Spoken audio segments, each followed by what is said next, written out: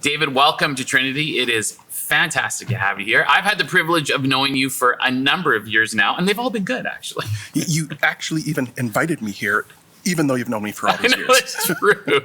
Well, not only are we friends, but I had the privilege of partnering with you at another organization where you stepped into a role of coming alongside individuals and couples in therapy. And without question, all the individuals I know that have met with you just speak so highly of your capacity and your grace and your authenticity. And that's what we value in this series that we've been talking about relationships. So thanks for being here. You're welcome, Scott. That's great. Kind words. Yeah, Appreciate over it. this series, we have been talking about relationships, whether people are dating or they're engaged, married, or divorced, or second marriage, and just trying to understand again how we can pursue relationships today in the realities we face, and then believing God for a brighter future. Because we all know we've faced relationships that are difficult. And actually, Sarah, one of our communicators a few weeks ago, said this, relationships are beautifully complex and consistently imperfect. And I think she captured that so well, which leads me to my first question for you, which is what in your experience are the most common challenges you see in relationships? Oh, that's a really great question. And I'm going to come to it. But let me first of all just dive off of the quote that your colleague Sarah made, because I think that it's profound what she said. And it reminds me of something that Brene Brown says, right? Which I think is perhaps a great starting point for our conversation today. Brene Brown says, we are all imperfect and wired for struggle, but we are worthy of connection and belonging. We are all imperfect and wired for struggle. That's the complexity piece that Sarah spoke about. But we are worthy of love, connection, and belonging, right? And so I think that kind of brings us to the question that you just asked, which is, what are the common challenges, the greatest challenges couples face? And I get that question a lot, Scott. You can imagine that people always want to say, well, what is it? Is it sort of like, is it finances? Is it communication? Is it sex? Is it in-law? What's the greatest challenges in relationships? And my answer to that is that relational struggles can get played out on any number of playing fields, right?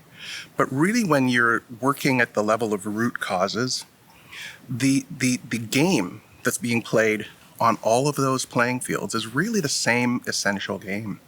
And I think that the root struggle in relationships, this might be a bit of a counterintuitive answer, but I think it's actually loneliness. Loneliness sits at the root of all of the common challenges that people experience in relationships. And now that can get played out on the playing field of sexuality. It can get played out on the playing field of communication. It can get played out on the playing field of finances or in-law or extended family struggles. Vocational issues can sometimes come into relational life. But how you navigate your way around those things, we might think of as sort of the common elements in common things that might be popular that come up in, say, presenting problems for therapists. At the root, I think we are talking about loneliness. And David, have you seen just an increase dramatically, especially coming out of the 2 years of what we experienced during COVID, of a deeper sense of loneliness, a deeper sense of isolation? I think that there's probably a couple of ways to answer that. I think that, on one hand, no. I think that these issues have been there even prior to COVID. However, the experience of COVID and the experience of much of the collective trauma we've all been through these last few years has raised some of these things more to our collective conscious as well. We're more aware. We can perhaps see some things that maybe in the past were buried a little bit. But now I think we all, and the great news about that is that there's more permission now in the culture to talk openly about these things that probably were a little bit latent or subterranean, maybe is a better word, historically. And considering that, David, I just think of, in our fast-paced world today, what is the value of intentional time when it comes into a relationship? And like, how does that factor or play into them? The importance of us finding what you're calling intentional time for connecting is no longer a luxury, right? We used to think that would sort of be like the cherry on top. Yeah. It's not the cherry on top. We actually have to make time to prioritize just what it means to be married, to be in a healthy adult love relationship, to be romantic, what my colleague again, Esther Perel, calls the erotic space. I say the word erotic, people think sex. Yeah, that's right. But it's not really how just you doing, right? How you doing, right? It's not just that. Of course, it involves that. But really, when we talk about eroticism, we're talking about something that brings vitality and life to the relationship. Well, this is no longer a luxury for adult love relating. If that piece isn't in place, we know that couples do not have what's necessary to sustain the demands of domesticity and important day-to-day things to attend to in life. So this notion of intentionality, this notion of taking time seriously to just be a couple, however you might define that, it's not a luxury. It's an essential element of a healthy relational life. Hearing that, David, I go, it seems so simple. Just like take some intentional time. Why does it feel so heavy or difficult or onerous to us sometimes? I think that's a good question. I don't have an easy answer for it. I think that part of it is what I was saying a moment ago, just the demands of the culture. We're all kind of seduced into moving faster, going bigger, louder, however you want to frame it. But I remember years ago somebody saying that matters of the soul don't happen at 10,000 RPM, right? And I think that we live in a culture that doesn't support that we go slower, that we go softer, that we engage something softer, right? That's not really, I mean, when you think about it, much of what we do these days is we're in survival mode, right? And when you're in survival mode, it doesn't invite you to slower, softer. Yeah.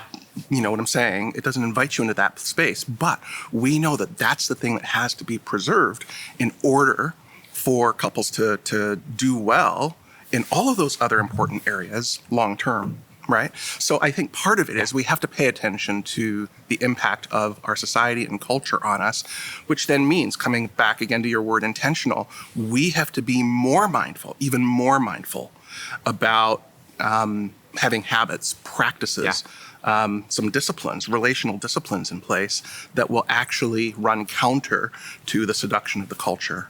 I can immediately feel a bit of tension there, understanding my own relational background and my dating experiences, my family of origin, and often, we talked about it in this series of, like, we kind of brought a suitcase on stage. We're saying there's some baggage we sometimes have, or some preconceived ideas or notions or fractures in trust, and those can come real time into my relationship or lack thereof in today's time. And so I wonder, Dave, just thinking about that as we're trying to go, okay, I want to be that person and be intentional. I want to build better. I want to build hopeful. What's the impact of baggage on relationships, and how does that play itself out? So I think baggage gets a bad rap. Okay. Oh, I talked about it in our. Well, I mean, let's think about it though, right? Like, baggage is it's a metaphor, right? But it's a metaphor that implies essentially travel, right? Yeah. It implies that you've come from someplace, or you're coming from someplace, but it also implies that there might be someplace that you're going. It implies destination, right? So obviously, we all bring with us into our adult love relationships, into our families, our history. And we bring the good and the bad. We bring the things that have created reasons for strength, and resilience, We bring in our historical familial heroes, those forces that have shaped us in a positive way. But we also bring in the scars, the wounds. We bring in the historical relational villains in our history, right? All of that, those forces that have shaped us perhaps in what we might think of as a negative way. That's the baggage, right? Now, when you get to your adult love relationship, the question becomes, well, no matter where we come from, in one sense, where is it that we'd like to go? Yeah. And again, coming back to your notion of intentionality, I don't know that many couples even take the time to really even reflect on that and think about that and interact, like have a conversation about, okay, so here's where we're at. Here's what we brought, but where do we want to go? So, if you decide that you want to make a trip to, let's say Hawaii, I'm down. I'm open to that. I'm just saying. I'm open to it. Fair enough. You're going to pack accordingly. Yeah. You're going to know that you don't necessarily need your parka. Yeah. You probably don't need your toque or your gloves. You're not going to pack your ice skates, probably, right? Because you know that where you're going, the climate there is going to require from you a certain things. Yeah. Now, if you plan a trip to, let's say, Edmonton. Yeah. I don't know why you would, but I understand the metaphor. Enough. Yeah, I exactly. got you. Yeah. Former Calgarian here taking a shot at Edmonton, right? So this time of year, right, you're not going to pack your bikini. No. Right? Although I might like to see you in your bikini. Thank right? you. You're going to pack different things. You're going to pack your parka. You're going to pack your toque. You're going to pack your gloves. So the question of destination becomes really important when you're considering baggage. And when couples do that, then they can say, okay, well, now let's take a look at what we got. Yeah. What has been packed for us historically? Much of what we bring in terms of baggage, these are things in our luggage that got packed for us. Some of it's what we put there. Much of it is what was put there for us by our history. Okay, but then if couples can find the time, the space, the soulful context to sit with each other and go, where are we going? Who are we as a couple? Where do we want to be? In terms of our relationship, what's our destination? Well, then you can sort of go through what you've got and say, well, you know what? This would work. This works. Let's preserve that. Let's keep that. This, we don't need that. Let's talk about setting that aside. This isn't going to be serving us for where we want to go. So again, I just think that baggage has had a bad rap because we don't think of it in terms of things that we want to preserve as well as things that we want to leave behind, and maybe not even leave behind permanently, but leave behind at least for where we're going on this leg of our journey, you see? So I think that the notion of baggage, the metaphor of baggage, is a useful metaphor, but it has to do with, well, where are we going? What is it that we'd hope for in terms of our future as a couple? That destination mentality is gold. I think that's so informative because it can apply to anyone today, whether I'm building towards an adult love relationship I want to pursue, or I'm in the middle of one and going, okay, where do I want that to go, Dave? I love that. I think when I consider my own relationship with Carla, sometimes I go, okay, we're choosing that destination. We want to go and want to kind of evaluate where we're at. But there are some hurts and pains that are acknowledged. But I wonder how we do that in the context of a relationship individually without harming our partner. How do we acknowledge those things and realize, some baggage I want to put aside, I might need to talk about it. It might be done from you or historical. How do we do that without it becoming harmful? When you're in that place of loneliness, you're really seeking to answer the existential question. Am I really here alone? Is there another other on this planet that can really see me, know me, celebrate me, want to walk with me, even though they really know me? Yeah. Right? And another really important thought leader on this is a lady by the name of Sue Johnson. And she calls it a primal panic that we can find ourselves in when those questions don't seem to be finding the answers that we really need. So how then do we attend to that is really your question. The essential work that I do with couples is helping them power down and soften to vulnerable emotion. Now, the word vulnerable is an interesting word. It's getting used a lot. I think people kind of have a generalized maybe understanding of it, but really the technical definition to vulnerability, or what is vulnerable, how would you define it, is it's the capacity to be wounded. Okay? Now, we can either live in denial of that reality, that we can get wounded, or we can actually take up a relationship with that reality. Oh, I'm here and I can get hurt. So let's do a little experiment. Sure, I'm Okay? down. Mhm. Okay? I'd like you to just notice what happens in your body when I say these things to you. Here's the first thing. Why do you have to be such a jerk? So just notice how that felt. Yeah. Okay? Now notice how this feels. I'm really scared and really lonely. Now notice how that felt. Yeah. Okay? Now, here's what you can know about that. Both of those statements, both of those responses can come from the same emotional place, from the same felt experience. Yeah. And my job as a clinician is to help people move from those hardened, defensive, somewhat aggressive ways of dealing with the root loneliness to being able to express it in ways that acknowledge the vulnerability. Yeah. Right? Yeah, I'm here. And someone once said the three most important words in relational life may not be the words I love you. They may be the words, ouch, Yeah. that hurt. That when we can really bring, and it takes a lot of maturity, No it takes a kidding. lot of courage to be able to bring yourself to your partner vulnerably, to be able to say, here's what's going on for me. Here's what's at stake for me.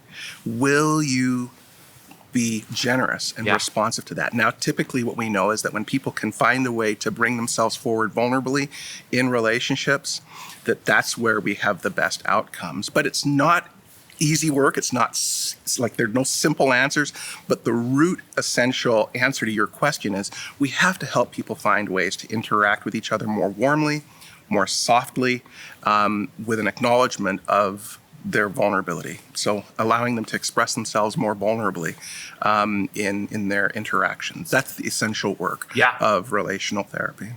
Hey, David, as you've beautifully captured the places we need to consider as far as our destination for our relationships and where we want to end up, and understanding those places of perhaps loneliness we come from, and being willing and courageous to step into the vulnerabilities that are required to move a relationship forward. I wonder, in your experience, how would you help each one of us, no matter the state of our relationship, to consider some thoughts or maybe some advice that you go, hey, here's some things you can hold on to as you move forward?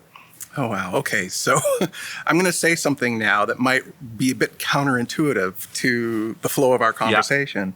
Yeah. I have a colleague, Lorraine, who's famous for saying that the work of relationship is the work of self. That the work of relationship is the work of self. And what she's really meaning is that we have to take seriously how we bring ourselves first to any relationship that we might be in. We're talking again now not only about intimate adult love relationships. We're talking about any relationship that you might find yourself in as a grown-up, right?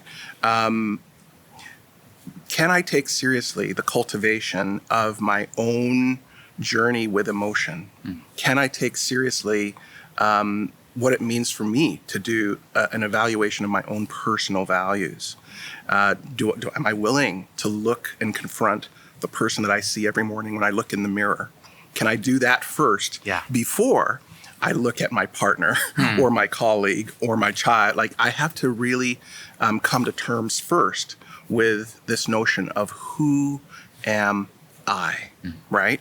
And so in that sense, the work of relationship is the work of self, like my colleague has stated. That's so great, David. And we've talked about that, of how important it is to consider our connection to God first and then to others. And that's about individually before I step into a context of a relationship, no matter what that looks like. And I love that. And so as I think, as we kind of wrap our time up here together, I think about relationships moving forward, or the building towards stepping into a relationship. And I wonder, what would you suggest are boundaries that are essential for us relationship as we consider the whole world around us? Like in our house, no one's allowed to cheer for the Calgary Flames. That's a really solid boundary in our I'm house. out of here. I know, which I know you do. And so I wonder, what would you go? Hey, relationally, here's some things you really should consider. Okay, so I think boundaries has had a lot of press.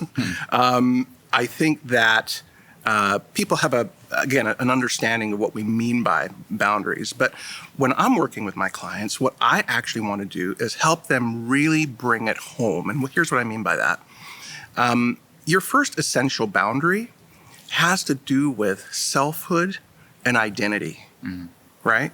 One of the things I say is that a thing is defined by its edges. We know that this is a mug because it's shaped like a mug, and it has a function that's based on how it's shaped, right? We could say that for anything we could point to around here, that a thing it finds its definition by its edges, right? And so we have to ask the question when it comes to boundaries, what are the edges that need to be protected? What are the edges of my values? What are the edges of my passions? What defines the edges of my beliefs in the world? These things are the things that give us definition. And the conversation about boundaries is really about what gives something definition. That's the first boundary, in a sense. And then if you know to love and cherish the thing that you have, well, then you'll set up structures to protect and preserve and cherish that thing that you have. So again, the essential notion when it comes to boundaries is selfhood and identity. Coming back to that notion from a few moments ago, the work of relationship is the work of self, right? Self, the concept of self, I think in many Christian communities historically has gotten a bad rap as well, right? We don't want to talk too much about that, but it really is crucial. We are, in the Christian tradition, a creation of the divine. Why would we not want to cherish something there? And so the idea of boundaries has an application to relationships as well. How do we want to define what this relationship is? What values are embedded or imbued, or do we want to see lived out, demonstrated in this relationship? As you can find the time to define those things, then you become clear on what that thing is. Not every relationship is the same. Not every marriage is the same. Not every connection you have, like every relationship is different. We have to make some allowance for that. But then when you know the uniqueness of that thing that you have, my relationship with my wife, Tanya, is very different than the relationship that Carla and Scott have with each other. That's wonderful because the mix is different. There's uniqueness in each of those relationships. So what is it that I have? What is it that you have? And then how do we start to, as we define the edges of that, then put habits, practices, disciplines into place that will actually protect and preserve the uniqueness of that thing that we have. Again, these are the conversations that I think most couples don't actually find a lot of time for unless they're doing it intentionally in today's really fast-paced, often overwhelming world. I think this is where conversations with a good relationship coach, a good relationship therapist can be very helpful. Oftentimes my clients will say, Dave, this is the one time this week, this 1 hour that we've carved out to come and sit with you, that we actually get to put a spotlight on our relationship. And I go, well, that's great for me, right? But I'm not sure that that's a great commentary on how most of us are doing relational life these days, that if we could actually find more time to be able to ask these questions, have these conversations, I think that would be really helpful for us.